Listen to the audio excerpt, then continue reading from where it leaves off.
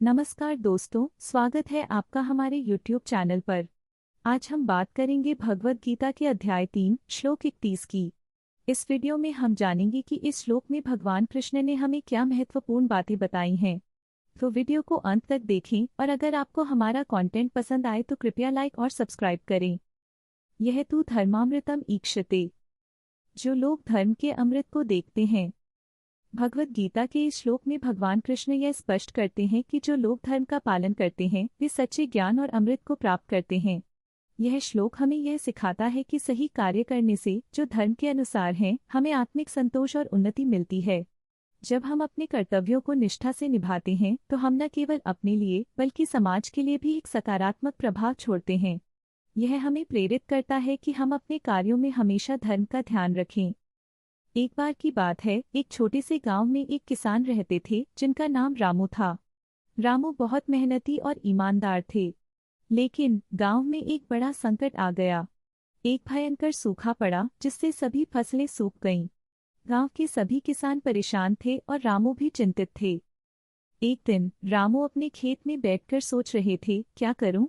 यदि मैं अपनी जिम्मेदारी नहीं निभाऊंगा तो मेरे परिवार का क्या होगा। तभी गांव के एक बुजुर्ग व्यक्ति दादाजी वहां आए। उन्होंने रामू से कहा, बेटा, हमें अपने धर्म का पालन करना चाहिए। हमें मेहनत नहीं छोड़नी चाहिए।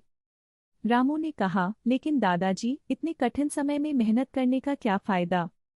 दादाजी मुस्कुराए और बोले, बेटा, भगवान कृष्ण ने कहा है कि जो धर्म का पालन करता है वह अमृत को प्राप्त करता है। रामू ने यह सुनकर विचार किया और निश्चय किया कि वह हार नहीं मानेंगे। उन्होंने अपने खेत में मेहनत करना शुरू किया। उन्होंने अपनी फसल के लिए सभी प्रयास किए और अंततः उन्होंने सूखे के बावजूद कुछ फसल उगाई। गांव के अन्य किसान भी रामू से प्रेरित होकर अपने अपने खेतों में मेहनत करने लगे। धीरे धीरे गांव में हरियाली लौट आई। रामू ने दादाजी से कहा, आपकी बात सच थी दादाजी। जब हमने धर्म का पालन किया तो हमें सफलता मिली।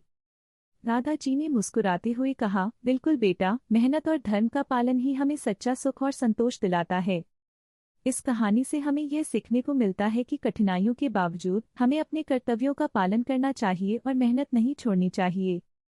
तो दोस्तों, अगर आपको यह कहानी पसंद आई हो तो कृपया लाइक और सब्सक्राइब करें और हमारे चैनल पर और भी बेहतरीन कंटेंट के लिए बने रहें।